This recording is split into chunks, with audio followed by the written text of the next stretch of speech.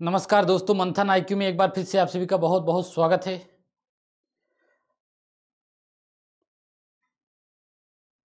Good evening everyone. जय श्री राम, जय हिंद, आदाब।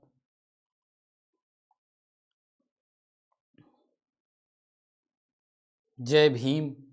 भीम भी बोल देना, नहीं तो कुछ लोग कहेंगे सर जय भीम नहीं बोले।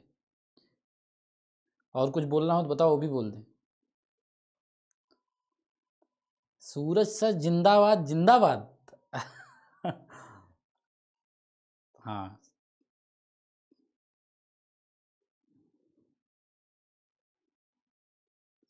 मंथन आईक्यू जिंदाबाद है कि नहीं।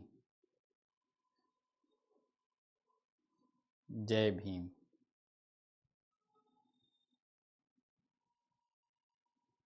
चलिए,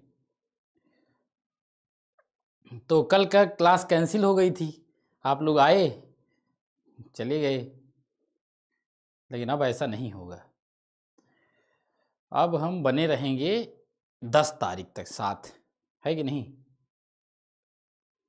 तो टेस्ट है ये, टेस्ट का वही पुराना नियम। क्या, कौन सा नियम? कि इस टेस्ट को हमको 50 मिनट में कंप्लीट करना है, क्योंकि 10 मिनट हम OMR सीट भरने के लिए रखेंगे। 50 मिनट में कंप्लीट करना है और खुद से ईमानदार रहना है। 1 से लेकर के 60 तक गिनती लिखिए, और जैसे जैसे मैं उसका उत्तर बताऊंगा उस उत्तर के आगे अपना उत्तर, फिर सही गलत तुक्का और छोड़ दिया, 4 कैटेगरी बनाइए। ठीक है, फिर उस पर काम करिए। हाँ, आज का एप्लीकेशन नहीं आएगा क्योंकि अनु मैम की छुट्टी है। अनु मैम की छुट्टी है, आज संडे है भाई। मैं किसी के साथ ज़बरदस्ती थोड़ी कह सकता हूँ कि आज रुको, मैं काम कर रहा हूँ, क्योंकि मैं मंथन आईक्यू चला रहा हूँ तो मुझे काम करना पड़ेगा। देखिए, जो अगर आप अपना काम करते हैं ना, नौकरी अगर आप 8 घंटे की करते हैं ना, तो 8वें घंटे 7 घंटा पूरा होगा, आप घड़ी देखने लगेंगे, कब पूरा हो 8 घंटा चले, कब पूरा हो 8 घंटे चले। लेकिन अगर आप खुद का काम करेंगे, खुद का काम अगर आप करेंगे, तो आप 2 बजे रात में भी काम करेंगे, तो उसी ऊर्जा के साथ काम करेंगे जब आपने सुबह 10 बजे शुरू किया था। यानी कि काम से प्यार होना चाहिए, वो चाहे जो काम हो। आप पढ़ रहे हैं उससे भी प्यार हो, तो काम से प्यार रहेगा तो वो थकान महसूस नहीं होती है। और अगर प्यार नहीं रहेगा तो थकान महसूस होगी।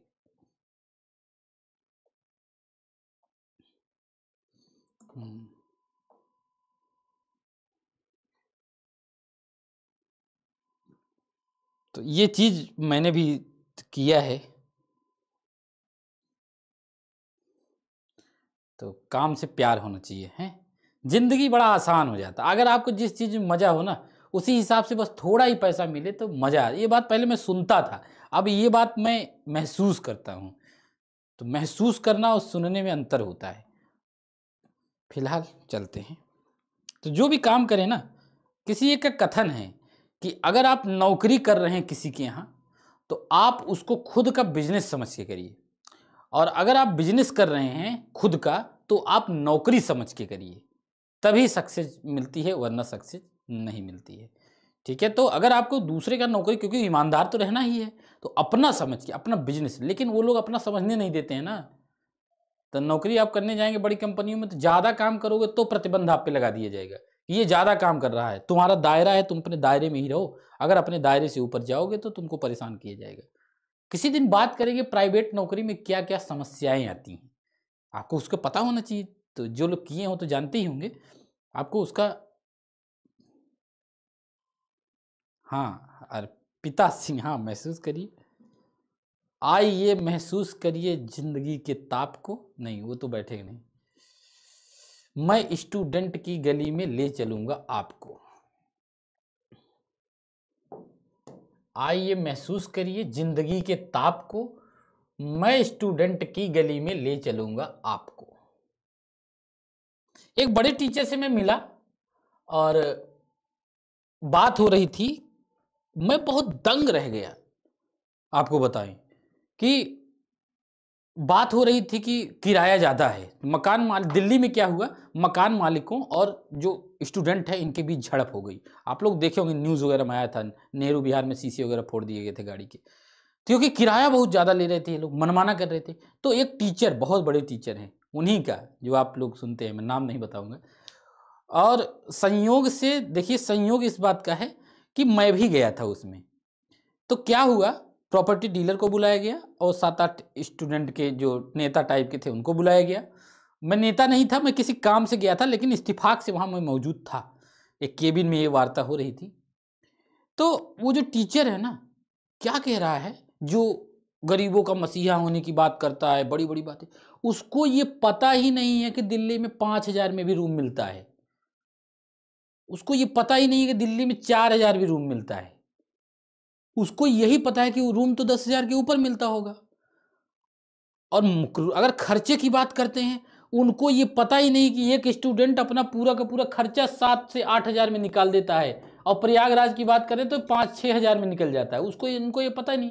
उनका ये एवरेज क्या पता है, उनका लगभग 18 से 20 हज़ार रुपये, उनका ये मानना है। तो उनको तो एहसास ही नहीं, वो तो आम स्टूडेंट को जानते ही नहीं है कि क्या है कैसे। 18 से 20 हज़ार, अरे भाई बहुत होता है 18 से 20 हज़ार। हमारे घर वालों की इतनी सैलरी हुआ करती है, उससे पूरा घर चलता है हमारा, है कि नहीं।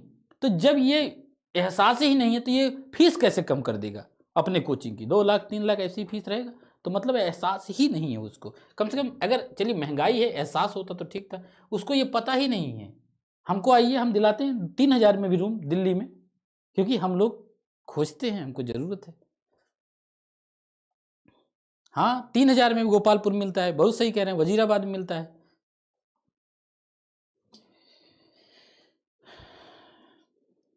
मैंने ये बात कही थी, हमने कहा सर रूम तो 3,000 में भी 4,000 में मिलता है।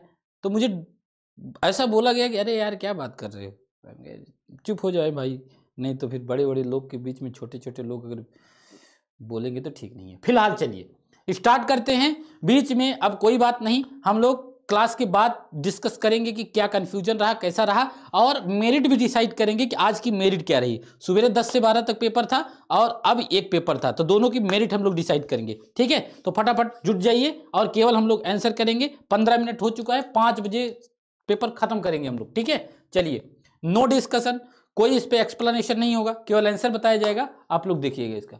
ठीक है, चलिए, निम्नलिखित में से कौन सा एक तत्सम नहीं है? तत्सम मशक, वधिर, पुरुषार्थ, बहिर।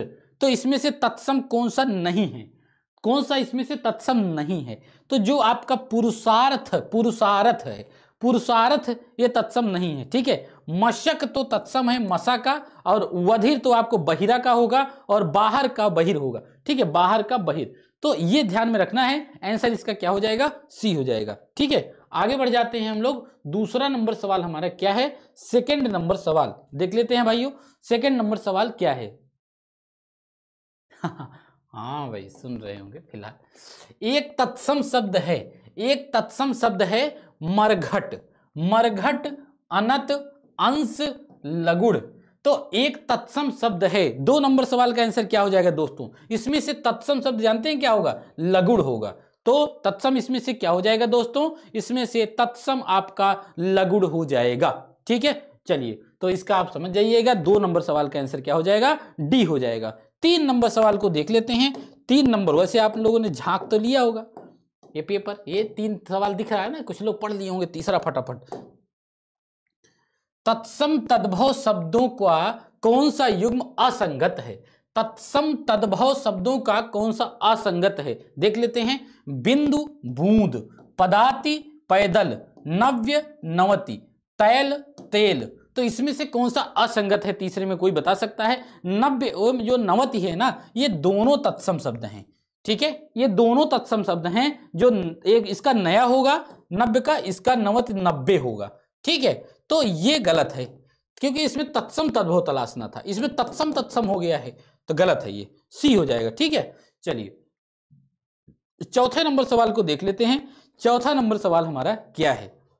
एक तद्भव शब्द है, एक तद्भव शब्द है मडुआ, तिथिवार, पाशिका और करकटी।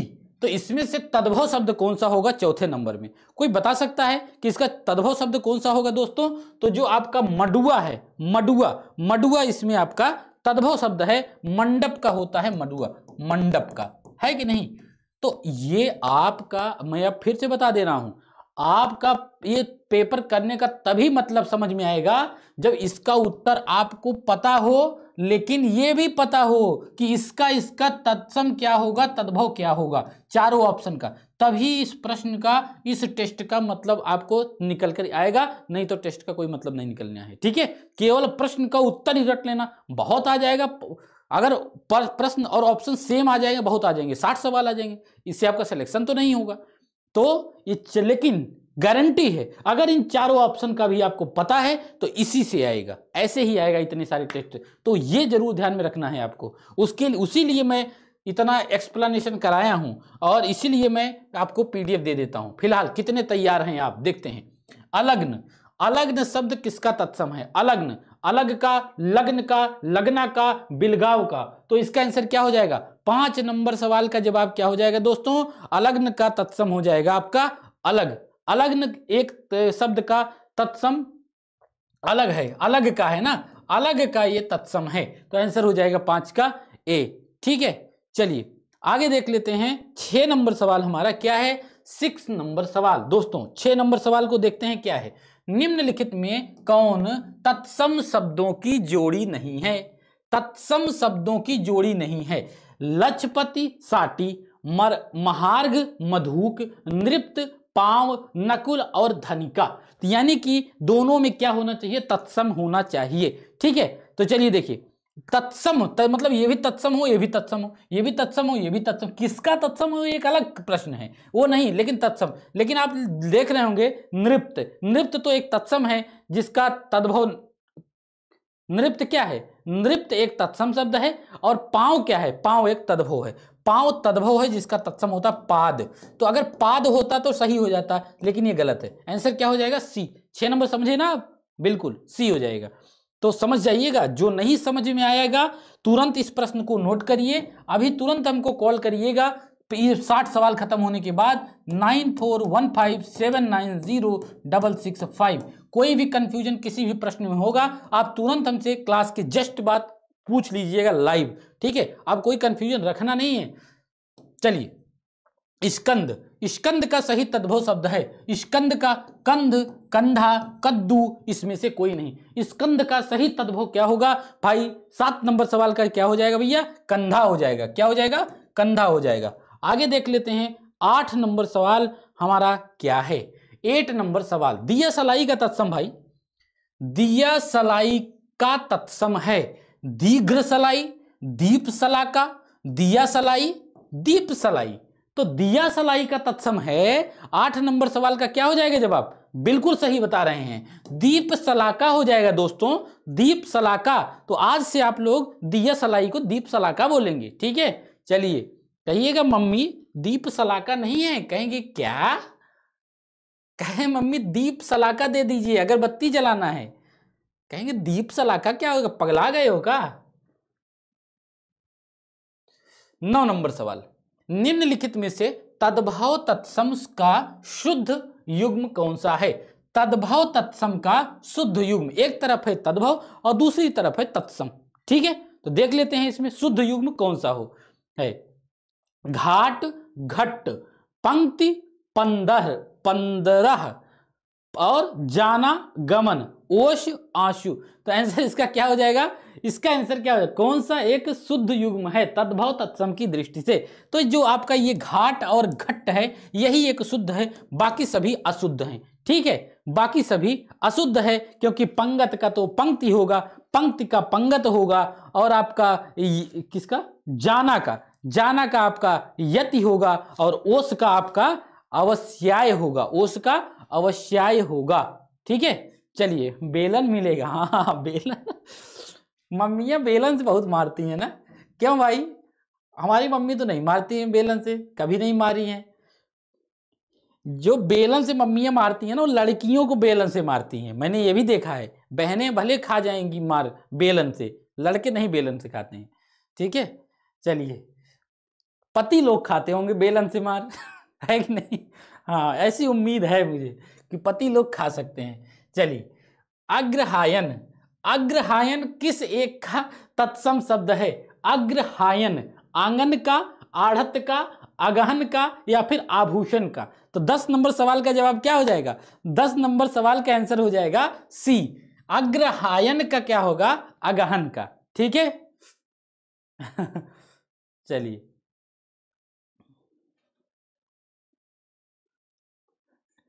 लड़कियां बदला लेती हैं। चलिए भाई, 11 नंबर सवाल का जवाब देख लीजिए क्या है। 11 नंबर सवाल, द्वयमातुर, द्वयमातुर किसका पर्यायवाची है?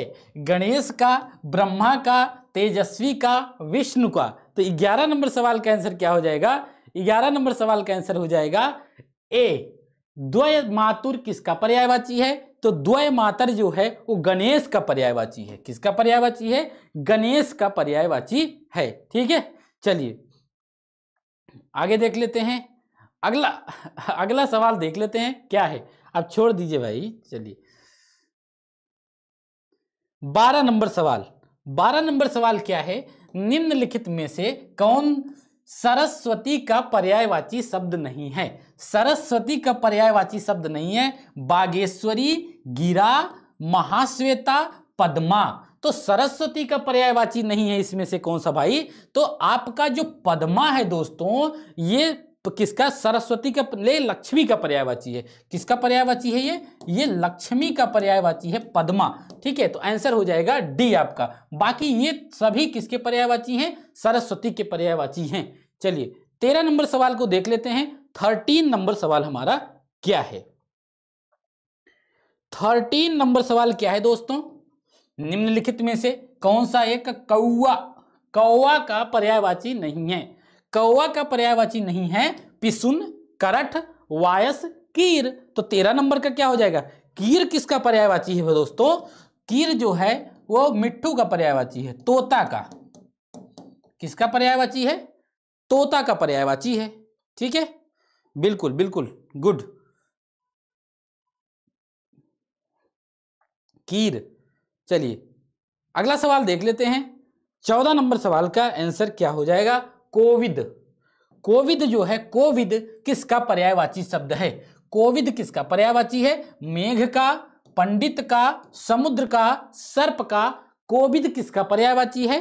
कोविद जो होता है दोस्तों, वो पर्यायवाची होता है पंडित का। किसका पर्यायवाची? पंडित का। पंडित मतलब वो नहीं, जो ब्राह्मण और पंडित में फर्क होता है। पंडित मतलब टीचर, कुल मिलाकर के जो पढ़ाता है।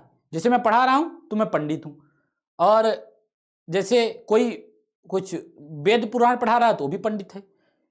वैज्ञानिक, किसी के आप कह लीजिए जो जूता सिलता है, वो भी जूता सिलने का पंडित है, उसको पारंगत उसको मिला हुआ है। ठीक है, चलिए 17 नंबर सवाल, 15 नंबर सवाल क्या है? निम्नलिखित पर्यायवाची युग्मों में से कौन सा एक बेमेल है? इसमें बेमेल कौन सा है? अर्पणा, अर्पणा पार्वती, कल्प वृक्ष, सुर तरु, ऊंट, महाग्रीव, सुनक, लोमड़ी। कौन सा इसमें बेमेल है? तो 15 नंबर सवाल का कोई बताएगा? सुनक का क्या हो जाएगा? सुनक, हाँ पंडित मतलब जानकार, हाँ बिल्कुल। शुनक का कुत्ता होता है क्या? कुत्ते का पर्यायवाची है ना। शुनक जो है वो कुत्ते का पर्यायवाची है, कुत्ते का। तो अगर आपको किसी को गधा बोलना हो, किसी को कुत्ता बोलना हो, तो आप ऐसे मत बोलिए कुत्ते कहीं के, गधे कहीं के, ऐसे बोलिए वैशाख नंदन, शुनक, ऐसे बोलिए, तो उसको बुरा भी नहीं लगेगा। और जब तक वो जानेगा कि इसने क्या बोला, घर जाके जानेगा तब उसको समझ में आएगा। अगर जानेगा तो फिर ठीक है, नहीं तो जान भी नहीं पाएगा कि वैशाख नंदन मतलब कुछ बड़ाई भी किया होगा। चलिए भाई अगला सवाल देख लेते हैं। निम्नलिखित में से हाथी का पर्यायवाची है, हाथी का पर्यायवाची क्या है? देख लेते हैं भाई। अंतक, अनंग, सिंधुर या फिर नाहर। हाथी का पर्यायवाची 16 नंबर में क्या हो जाएगा? हाथी का पर्यायवाची दोस्तों सिंधुर हो जाएगा। ठीक है, चलिए हाथी का पर्यायवाची क्या हो जाएगा 16 नंबर में? 16 नंबर सवाल का हाथी का सिंधुर हो जाएगा। ठीक है, चलिए हाथी का पर्यायवाची ठीक है इसमें। चलिए आगे बढ़ जाते हैं। 17 नंबर सवाल को देख लेते हैं क्या है। 17 नंबर सवाल,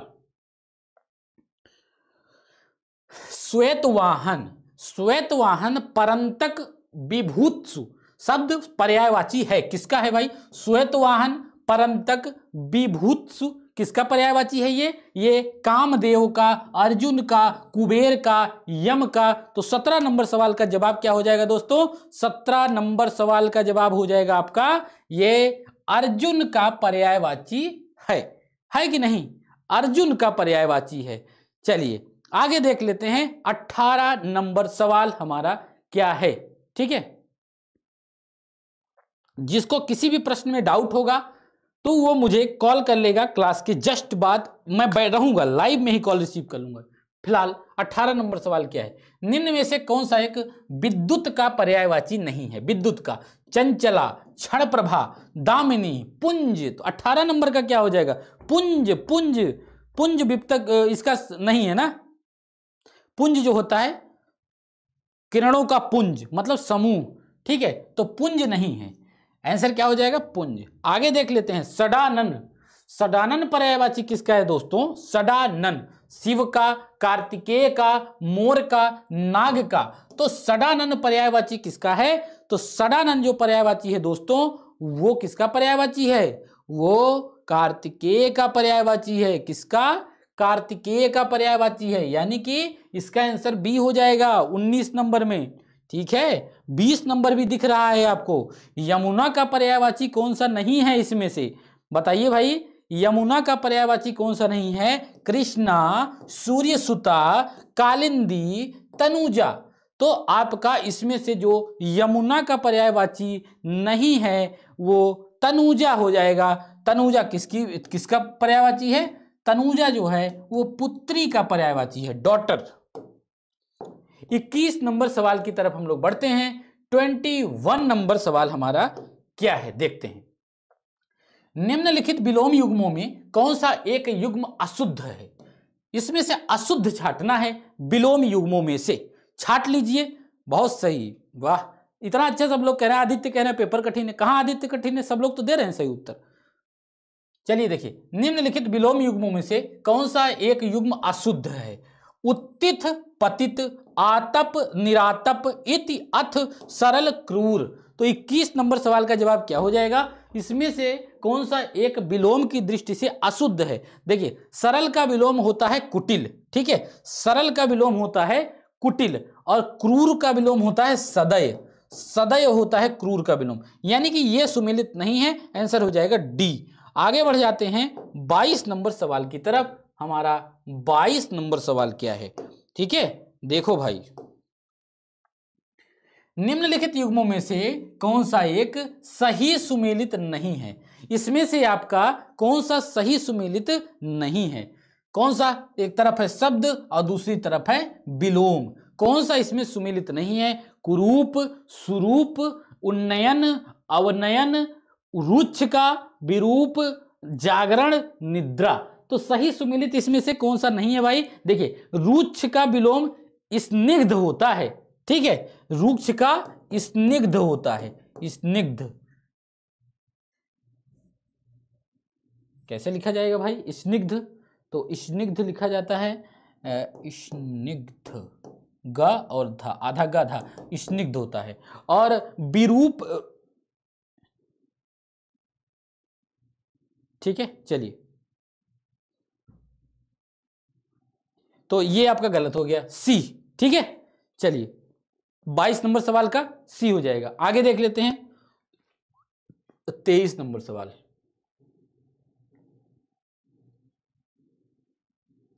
23 नंबर सवाल, प्रफुल्ल।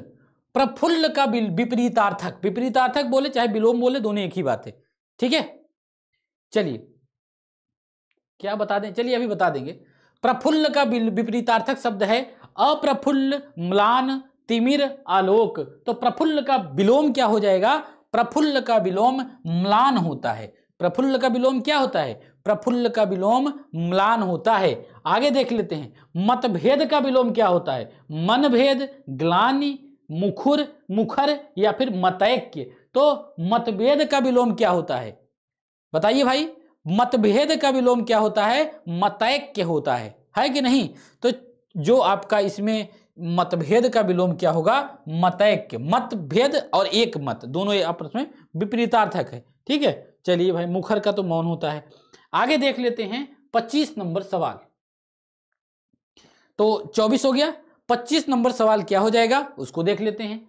निम्नलिखित विलोम युग्मों पर विचार करें। एक तरफ है शब्द और दूसरी तरफ है विलोम। तो विलोम शब्दों में आपको विचार करना है और कौन सा इसमें सही है, कौन सा सही सुमेलित है, ये आपको बताना है। ठीक है, तो ध्यान से देखिए।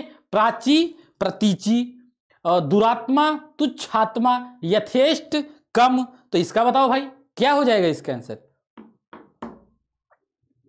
इसमें कौन सा सही है ना विलोम की दृष्टि से? तो 25 नंबर सवाल का जवाब क्या हो जाएगा? देखिए, दुरात्मा का क्या होगा?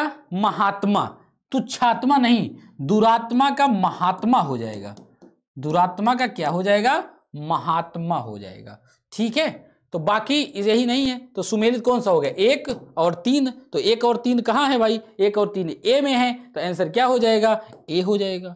ठीक है, चलिए आगे देख लेते हैं 26 नंबर सवाल। 26 नंबर सवाल आपका क्या है देखते हैं। विलोमार्थक दृष्टि से एक युग्म अशुद्ध है। विलोम की दृष्टि से एक अशुद्ध है। कौन सा अशुद्ध है भाई विलोम की दृष्टि से? क्या है भाई? ह्रास, विकास, सौम्य, उग्र, वरिष्ठ, गरिष्ठ, आवर्तक, विवर्तक। अब इसमें से कौन सा इसमें आपको एक अशुद्ध है 26 नंबर में? तो वरिष्ठ का विलोम क्या होता है? वरिष्ठ का विलोम कनिष्ठ होता है। क्या होता है? वरिष्ठ का विलोम कनिष्ठ होता है। क्या होता है? कनिष्ठ होता है। तो ये गलत है। आंसर क्या हो जाएगा इसमें? सी सही हो जाएगा 26 नंबर सवाल का। 27 नंबर सवाल को हम लोग देखेंगे। 27 नंबर सवाल हमारा क्या है? विग्रह। तो विग्रह का विलोम क्या है? विपरीतार्थक शब्द क्या है? विलोम। विग्रह का परिग्रह, आग्रह, अनुग्रह, इसमें से कोई नहीं। तो विग्रह का क्या हो जाएगा? विग्रह का जो है ना वो अनुग्रह होता है। विलोम विग्रह का क्या होता है? अनुग्रह होता है। चलिए, विग्रह का विलोम अनुग्रह होता है। 28 नंबर सवाल को देख लेते हैं। प्रच्छन्न का विलोम क्या होता है? प्रच्छन्न। प्रच्छन्न का विलोम क्या है? अप्रच्छन्न, प्रकट, प्रत्यय या फिर उपरोक्त सभी। तो प्रच्छन्न का विलोम क्या होता है? प्रच्छन्न का अप्रच्छन्न भी होगा, प्रकट भी होगा और प्रत्यक्ष भी होगा। तो ये हो जाएगा आपका प्रच्छन्न का विलोम, यानी कि इसमें से आपका उपरोक्त सभी आंसर हो जाएगा, डी हो जाएगा। ठीक है, चलिए 29 नंबर सवाल को देख लेते हैं। 29 नंबर सवाल हमारा क्या है? 29 नंबर सवाल देखिए भाई, निम्नलिखित विलोम युग्मों में कौन एक त्रुटिपूर्ण है? इसमें से कौन सा एक त्रुटिपूर्ण है? संक, निशंक, निर्विघ्न, अविघ्न, सुधा, गरल, अकाम, निष्काम। तो इसमें से पता चल गया होगा कौन सा 29 नंबर में एक त्रुटिपूर्ण है। तो निर्विघ्न का क्या होता है? निर्विघ्न का विघ्न होता है। Very good.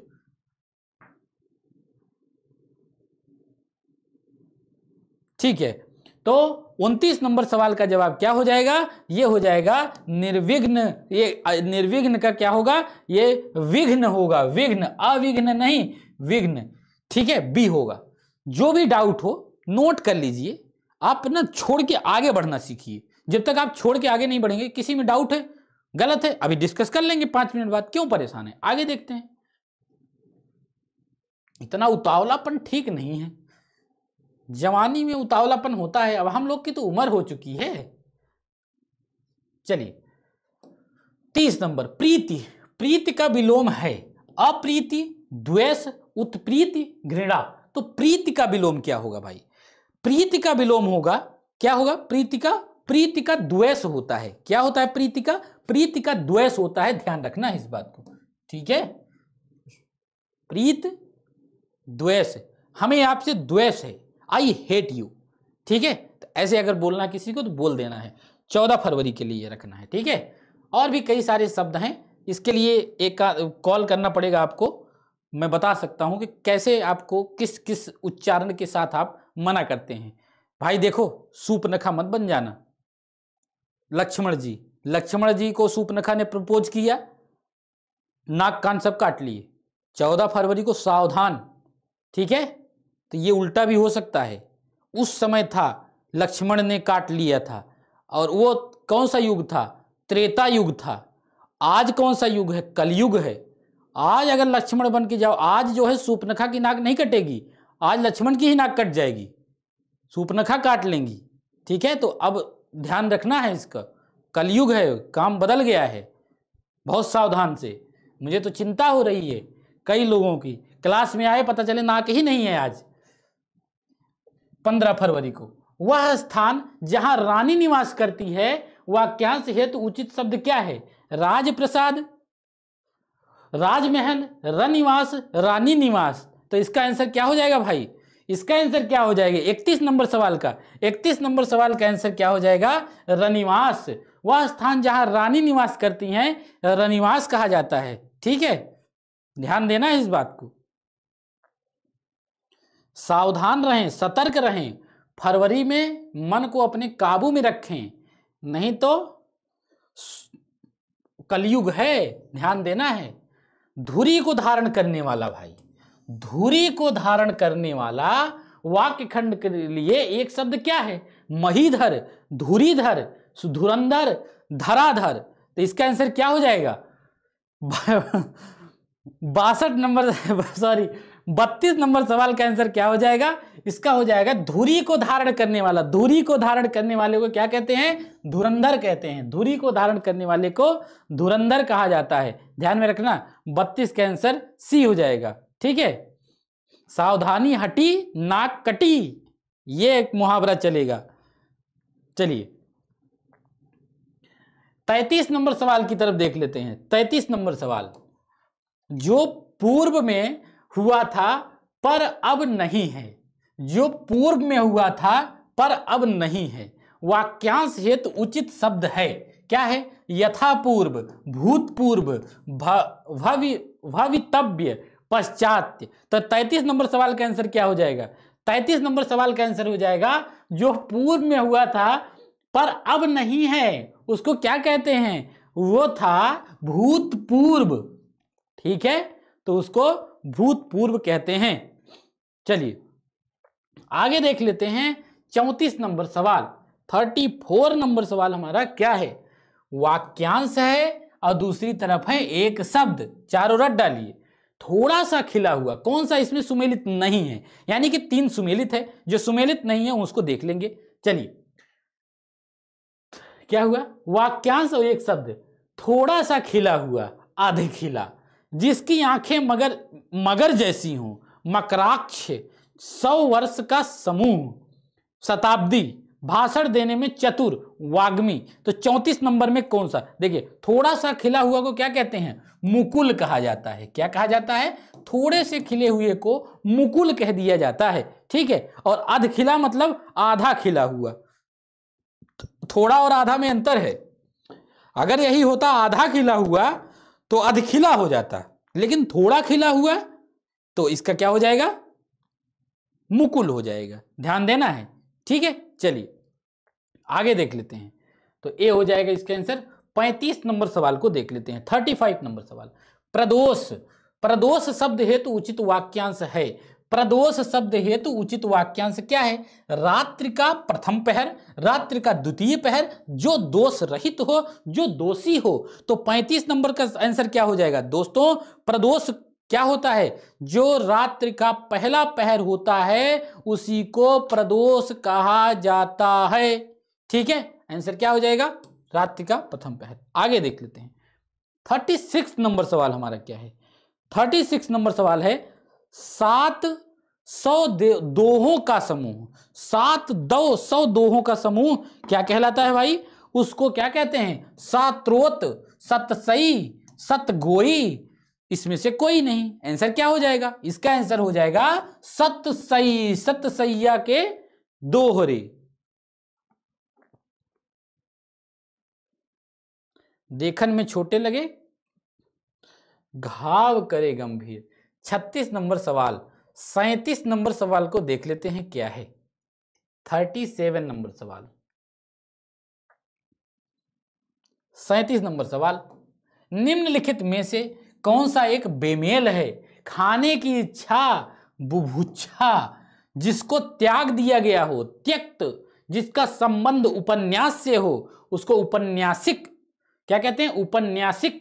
लाल कमल कोक नद, क्या हो जाएगा इसका?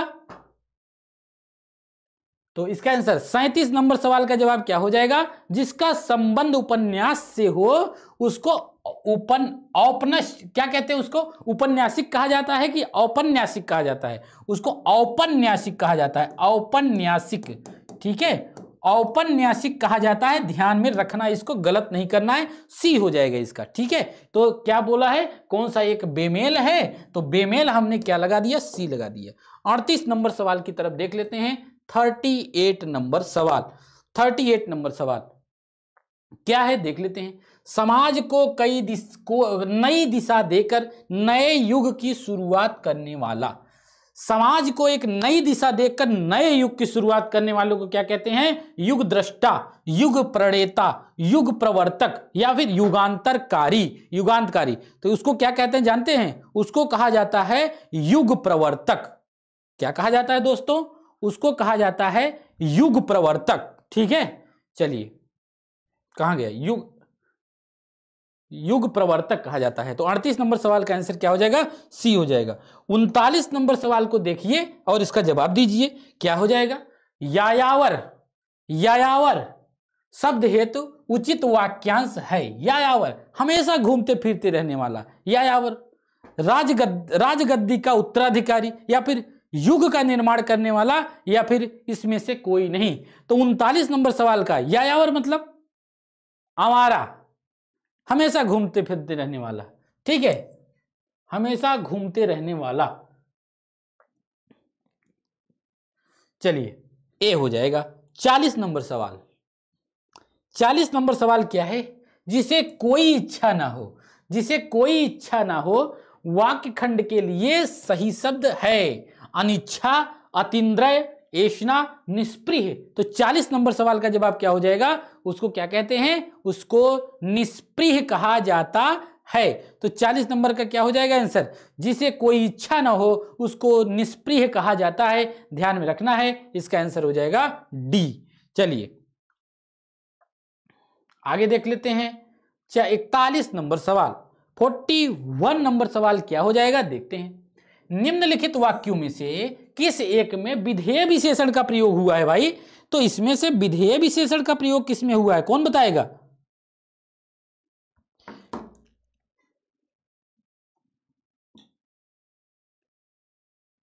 चलिए, काला घोड़ा दौड़ा, सफेद गाय आ रही है, मेरी स्कूटर नई है, चांदी चमकदार है। तो 41 नंबर सवाल का आंसर हो जाएगा मेरी स्कूटर नई है, मेरी स्कूटर नई है। अच्छा, विधेय विशेषण तो पहचान लेंगे हम लोग, लेकिन क्या ये वाक्य सही है? मेरी स्कूटर नई है कि मेरा स्कूटर नया है? ये शुद्ध होगा कि ये शुद्ध है? मेरी स्कूटर नई है, मेरी स्कूटर नहीं है। भाई इसमें ये नहीं बताना है कि वाक्य गलत, इसमें तो विधेय विशेषण, बस ये तो सही होगा। लेकिन मेरा अगर ये शब्द आ जाता कि मेरा स्कूटर नया है, मेरी स्कूटर नई है, इसमें से आप शुद्ध वाक्य छाटिए तो शुद्ध क्या हो जाएगा? ऐसा अगर होता तो आप क्या बताते? ठीक है, बताइएगा कमेंट करके। अगला सवाल देख लेते हैं, क्या है हमारा? 42 नंबर सवाल देख लेते हैं। 42 नंबर सवाल हमारा क्या है? एक विशेषण पद नहीं है, एक विशेषण पद नहीं है। कौन सा नहीं है? अवतीर्ण, जाली, लांछन, घृणित। तो इसका आंसर क्या हो जाएगा? इसका आंसर हो जाएगा 42 नंबर सवाल का जवाब हो जाएगा सी। लांछन जो है ये विशेषण पद नहीं है, लांछन जो है ये विशेषण पद नहीं है, इसको लांछित हो जाएगा। क्या हो जाएगा? लांछित हो जाएगा। ठीक है, चलिए आगे देख लेते हैं। 42 नंबर हो गया। 43 नंबर सवाल को देख लेते हैं। 43 नंबर सवाल हमारा क्या है? आज रात 8 बजे क्या पढ़ोगे? हमारे पास दो ऑप्शन है रात 8 बजे पढ़ने का। एक तो हमारे पास आपको बताए थे कि 500 क्वेश्चन आया है करंट अफेयर का, एक तो वो, या तो हम जो सीरीज चल रही है उसी सीरीज में अगला है हमारा किताबें, जो मुख्य रूप से किताबें हैं अभी नई है पुरानी है, और दूसरा टॉपिक जो है आपका दिन दिवस सप्ताह, जो इस दिन क्या था इस दिन क्या था, ये दोनों में से आपके ऊपर है, आप बता दीजिएगा जो मैं वो भी पढ़ा दूंगा, दोनों रेडी है। चलिए अगला सवाल देख लेते हैं। 43 नंबर सवाल हमारा क्या है, निम्नलिखित में से कौन सा प्रत्यय द्वारा निर्मित विशेषण है? प्रत्यय द्वारा कौन निर्मित किया गया है? धनवान, मर्दाना, श्रद्धेय, सभ्य। तो इसका आंसर क्या हो जाएगा? 43 नंबर सवाल का जवाब हो जाएगा दोस्तों, जो इसमें धनवान है इसमें से प्रत्यय लगा है कौन सा? धन जो है वो संज्ञा शब्द है, और उसमें से वान प्रत्यय लग गया है तो धनवान हो गया है कि नहीं? अगला सवाल देख लेते हैं भाई। 44 नंबर सवाल हमारा क्या है? 44 नंबर सवाल क्या है? 44 नंबर सवाल, एक विशेषण पद नहीं है, उन्मुक्त, उपनयन, गायन, दिन। तो इसमें से एक विशेषण पद नहीं है 44 नंबर सवाल में। जो आपका उन्मुक्त है ये विशेषण पद नहीं है, क्योंकि इसका ये इस विशेषण पद नहीं है, तो इसका उन्मुक्त, उन्मुक्त तो विशेषण ही होगा ना। निम्नलिखित में से कौन सा एक विशेषण पद नहीं है? तो उन्मुक्ति होता है इसका विशेष्य, उन्मुक्ति, उन्मुक्ति यही तो विशेष्य होता है। तो क्या उन्मुक्त विशेषण है? ए हो जाएगा, उन्मुक्त की जगह उन्मुक्ति होगा क्या? बाकी दिन, दिन, हाँ दिन हो जाएगा, दिन का दैनिक होगा ना। दिन जो है वो आपका विशेषण नहीं है। ये सब सही है भाई, इसमें गलत दिया है, ठीक है, तो थोड़ा सा ध्यान में रखना है, इसका दिन हो जाएगा, ठीक है। दिन का, चूंकि दिन जो है वो विशेष्य है, दैनिक इसका विशेषण हो जाएगा, ठीक है। और उपनयन, उपनयन क्या है? उपनयन भी विशेष्य है, इसका हो जाएगा उपनीत, ठीक है। अच्छा ठीक है, उपनयन भी विशेष्य है भाई, उपनयन भी विशेष्य हो जाएगा, और गायन भी विशेष्य है, और ये भी विशेष्य है, एक ही विशेषण है। तो इसमें से ये पूछना चाहिए था कौन सा विशेष्य नहीं है, ठीक है, गलत पूछा है, कौन सा विशेष्य नहीं है। मैं सही हूं कि नहीं? इसमें ये पूछना चाहिए था कौन सा विशेष्य नहीं है, क्योंकि जो उन्मुक्त है, उन्मुक्त, उन्मुक्त तो विशेषण है, उन्मुक्त तो विशेषण है। और उपनयन क्या है? उपनयन विशेष्य है, उपनयन विशेष्य है, दिन भी विशेष्य है, गायन भी विशेष्य है।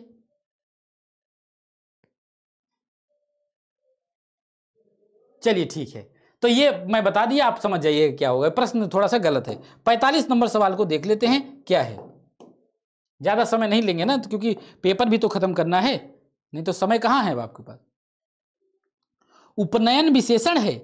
नहीं भाई, उपनीत होता है विशेषण, उपनीत। उपनयन तो विशेष्य है, इसका विशेषण तो उपनीत होता है ना।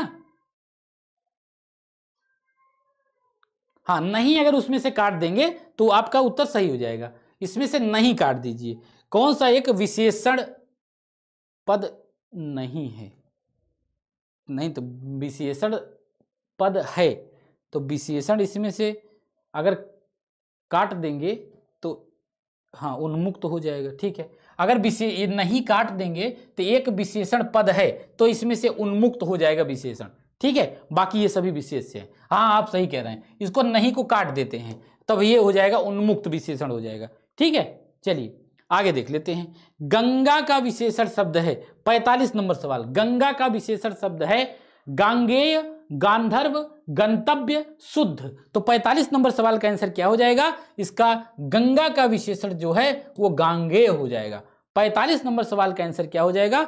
ए हो जाएगा, ठीक है। चलिए आगे देख लेते हैं 46 नंबर सवाल का जवाब। 46 नंबर सवाल को देख लेते हैं क्या है। निम्नलिखित में से कौन एक विशेष विशेषण युग्म नहीं है? विशेष विशेषण युग्म नहीं है। प्रार्थना, प्रार्थित, रोम का रोमिल, मनीषी का मनीषा और प्रवेश का प्रविष्ट। तो इसमें से विशेष विशेषण युग्म नहीं है 46 नंबर में। तो जो नहीं हो जाएगा वो मनीषी और मनीषा, ये आपका विशेष विशेषण युग्म नहीं है। क्यों? ये कैसा है, ये विशेषण विशेष युग्म है भाई, ये विशेषण है और ये विशेष्य है, उल्टा कर दिया है। ठीक है, तो ये उल्टा है, इसलिए इसका क्या हो जाएगा, आंसर सी हो जाएगा। ठीक है, बिल्कुल। चलिए आगे देख लेते हैं हम लोग 47 नंबर सवाल। 47 नंबर सवाल हमारा क्या है दोस्तों, देखिए, निम्नलिखित विशेषण विशेष युग्मों में कौन सा एक गलत है। विशेषण विशेष युग्मों में कौन सा एक गलत है, देख लेते हैं। आर्तव ऋतु, उपमित उपमा, छेदक छेद।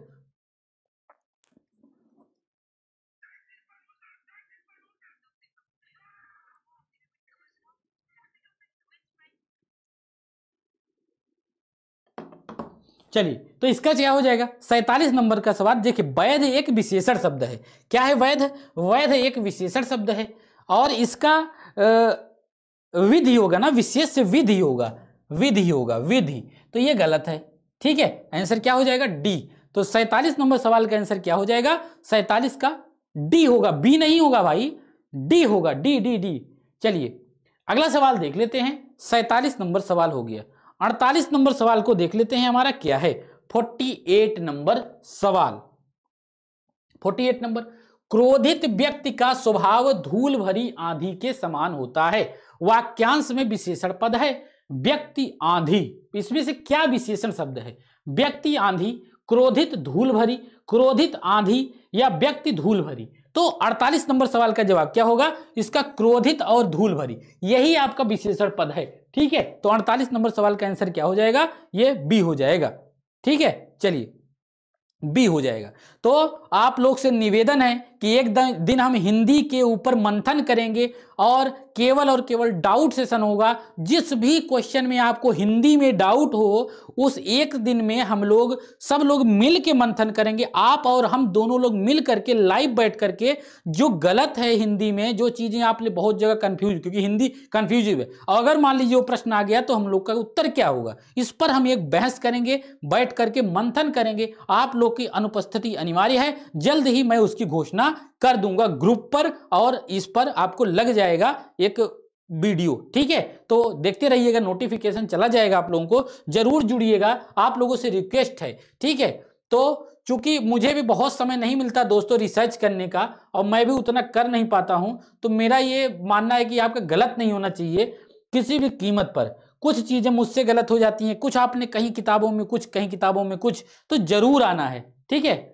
तो डाउट को लिख लेना है, और जो भी होगा डाउट 10, 15, 20, 50, 100, हम सब लोग मिल करके, ठीक है, उस पर अध्ययन करेंगे और उस पर एक सटीक उत्तर निकालने का प्रयास करेंगे। ठीक है, चलिए 49 नंबर सवाल। 49 नंबर सवाल क्या है, कश्मीरी सेब सिंदूरी लाल होता है। कश्मीरी सेब सिंदूरी लाल होता है, इस वाक्य में प्रविशेषण कौन सा है। इसमें से प्रविशेषण, उपस्थिति अनिवार्य है भाई, सिंदूरी, लाल, सेब, विशेषण का प्रयोग नहीं हुआ है। 49 नंबर सवाल का आंसर क्या हो जाएगा कि इसमें प्रविशेष, इस वाक्य में प्रविशेषण है, कौन सा है, इसमें से प्रविशेषण जो हो जाएगा वो हो जाएगा आपका लाल। ठीक है, सिंदूरी नहीं, लाल। ठीक है, ध्यान देना है ना ना ना ना। उत्तर 49 नंबर को ध्यान से देखें, कश्मीरी सेब सिंदूरी लाल है। अच्छा, लाल, लाल इसमें प्रविशेषण है दोस्तों।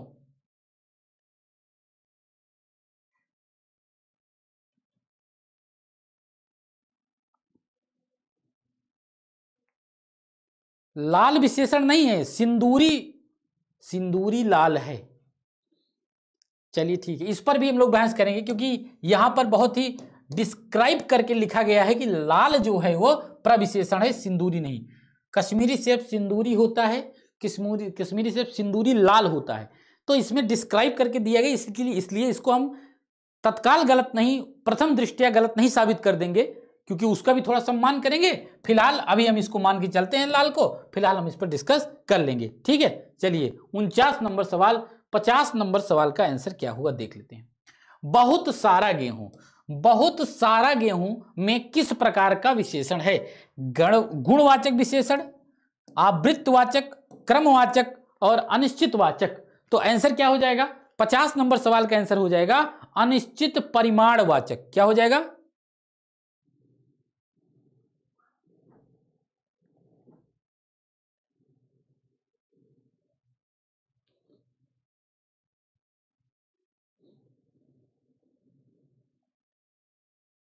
फिलहाल चलिए, तो इसका आंसर क्या हो जाएगा, इसका हो जाएगा अनिश्चित परिमाणवाचक।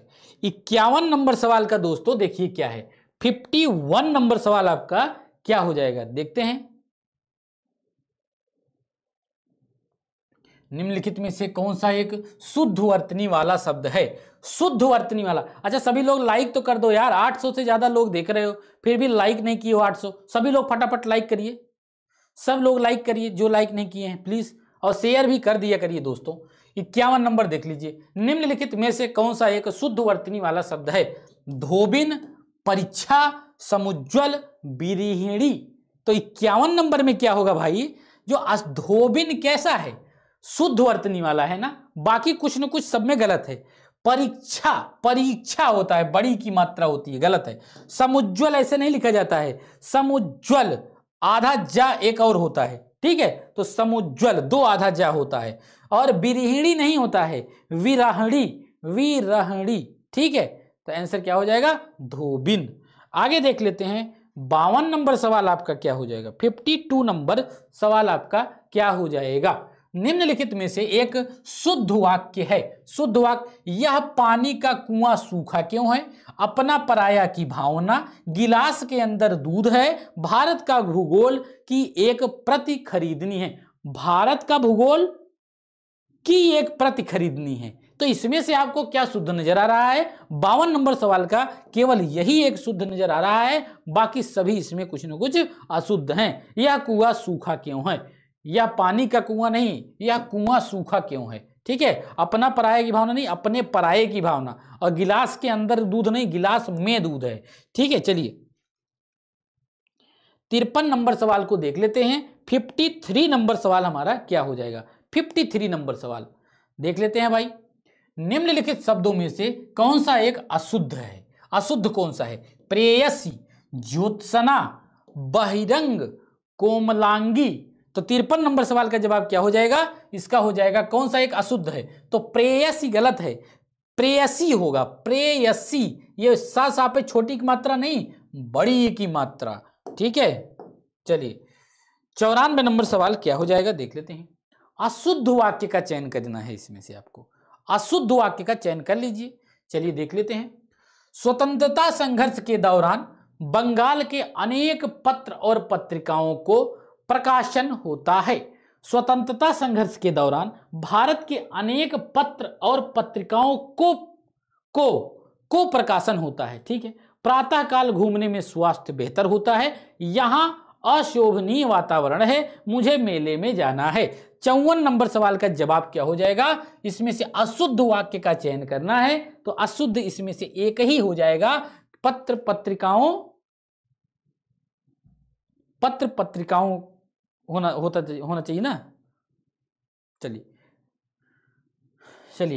ए, अगला सवाल देख लेते हैं। 54 हो गया, 55 देख लेते हैं भाई। 55, आज समय ज्यादा लग गया है क्या, समय भी देख लेना है भाई। और ये 5 मिनट बचा है बस, और 5 सवाल भी बचा है, अभी तो कॉपी ही छिन जाएगी हम लोगों की, ये तो दिक्कत वाली बात है। चलिए देख लेते हैं भाई क्या है हमारा अगला सवाल।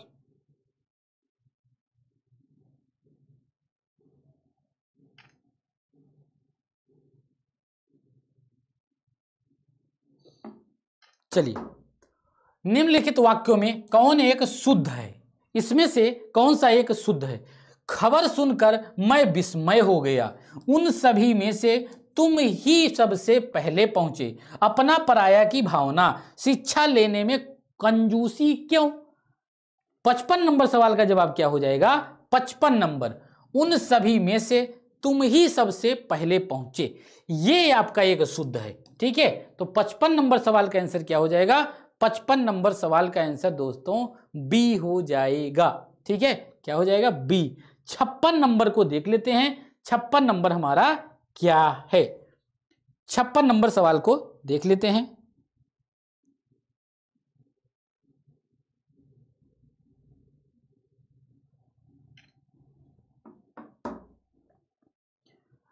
क्या है भाई, शुश्रूषा की शुद्ध वर्तनी होगी, इसका शुद्ध वर्तनी क्या है, शुश्रूषा क्या होगा, पढ़ के बताइए आप। 56 नंबर सवाल का 56 नंबर सवाल का आंसर क्या हो जाएगा? शुश्रूषा।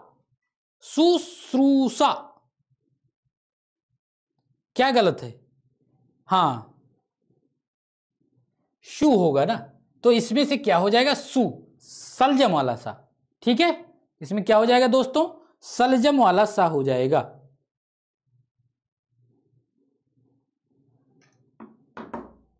और देख लेते हैं 57 नंबर, अशुद्ध वाक्य का चयन करना है। अशुद्ध वाक्य, यह राजनीतिक समस्या है, वह दंड देने योग्य है, वह दंड देने योग्य है, वह बहुत निर्दय है, निर्दय, उसका रोम रोम खिल उठा। तो 57 नंबर सवाल का जवाब क्या हो जाएगा? एक अशुद्ध, वह दंड देने योग्य है। क्या यह शुद्ध है कि अशुद्ध है? दंड का पात्र है कि नहीं? क्या है? दंड का पात्र है, होना चाहिए। तो बी हो जाएगा ना, उसका रोम रोम खिल उठा। ठीक तो है, बी होगा। वह दंड देने योग्य है, वह बहुत निर्दय है, ये भी ठीक है।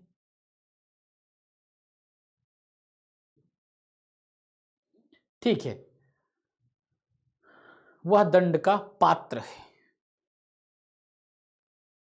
चलिए ध्यान देना है, आगे देख लेते हैं क्या है।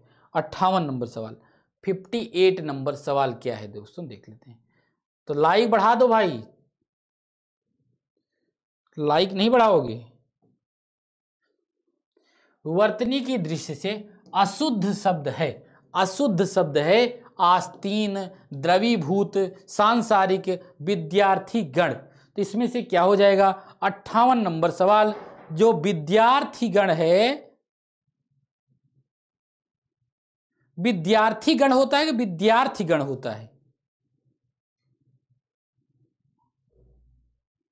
विद्यार्थी गण होता है कि विद्यार्थी गण होता है? 58 का क्या होगा? विद्यार्थी गण होता है ना, ध्यान रखना है। चलिए आगे देख लेते हैं, अगला सवाल क्या है। 49 नंबर सवाल, 59, निम्नलिखित में से अशुद्ध वाक्य है, इसमें से अशुद्ध वाक्य कौन सा है? बताइए भाई।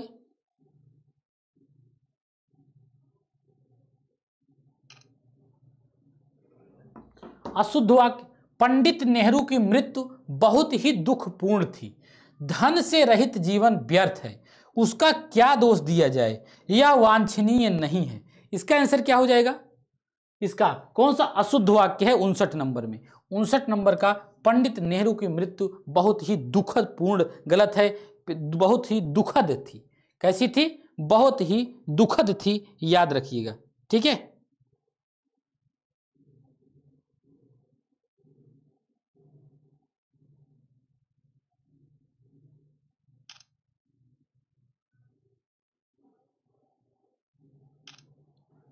चलिए आगे देख लेते हैं। ये हो जाएगा ना 60 नंबर सवाल, और आज का अंतिम, शुद्ध वर्तनी का चयन करना है। शुद्ध वर्तनी का चयन करना है दोस्तों, देख लेते हैं क्या है।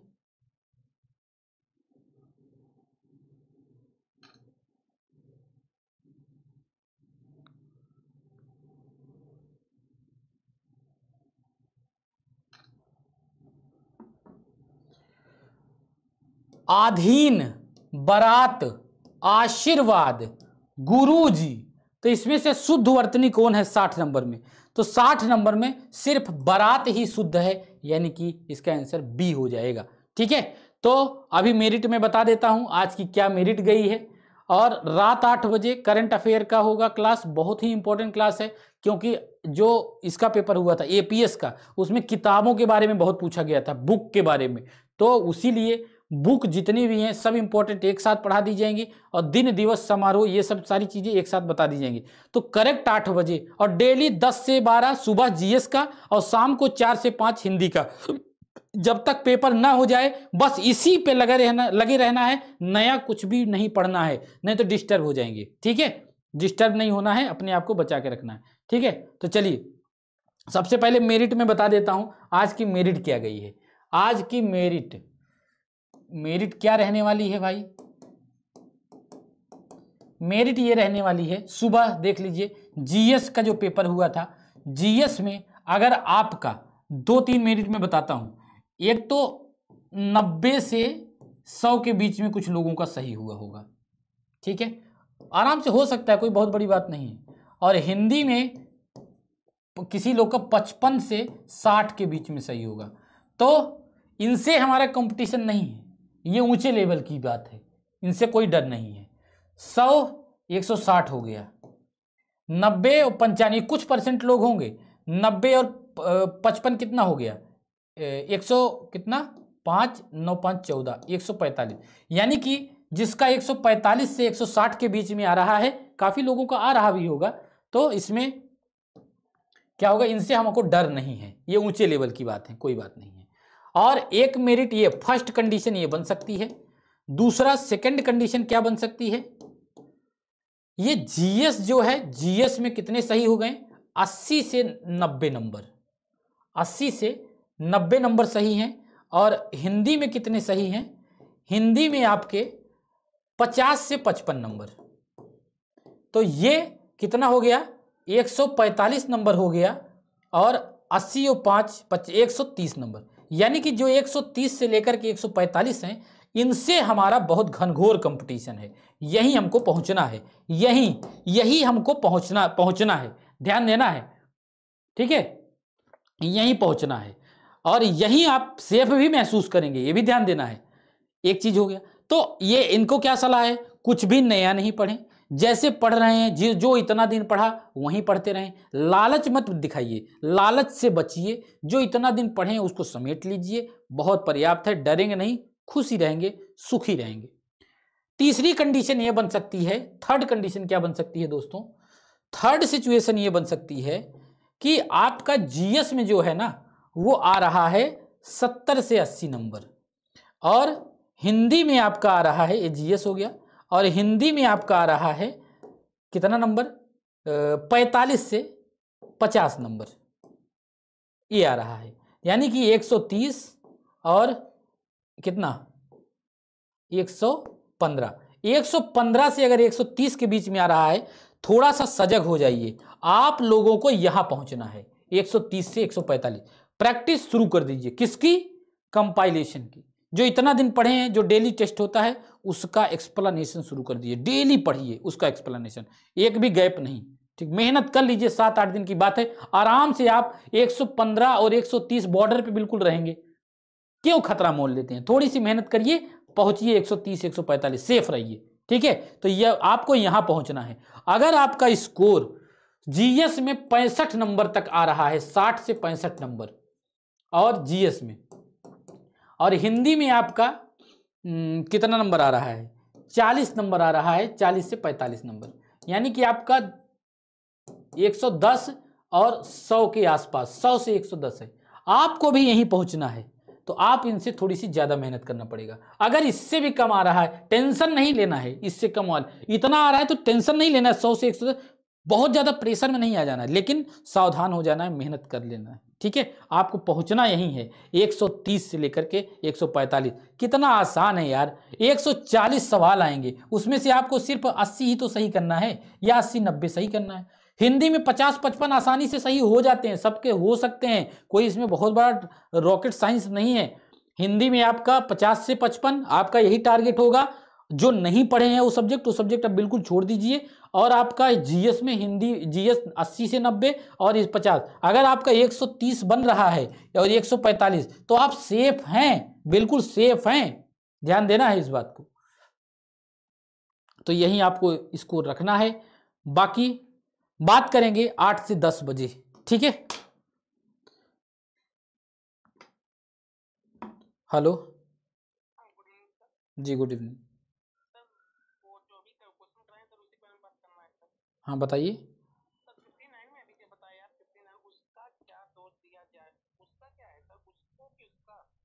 उसका क्या दोष दिया जाए 59 में,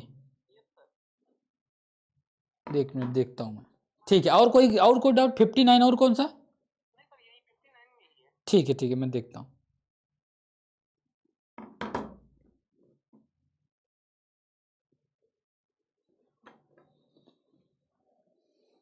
अब तो नींद बहुत आ रही, नींद नहीं आना है भाई।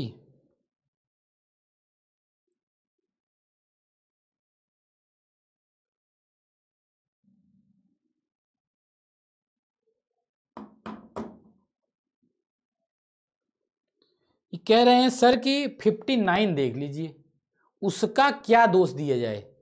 तो उसका क्या दोष दिया जाए, ठीक तो है, क्या दिक्कत है इसमें, अशुद्ध वाक्य है, उसका क्या दोष दिया जाए, सही है, सही है, उसका क्या दोष।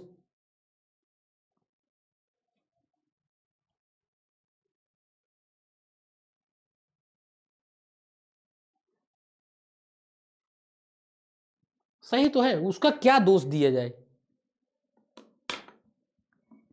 हेलो जी, जी जी बताइए।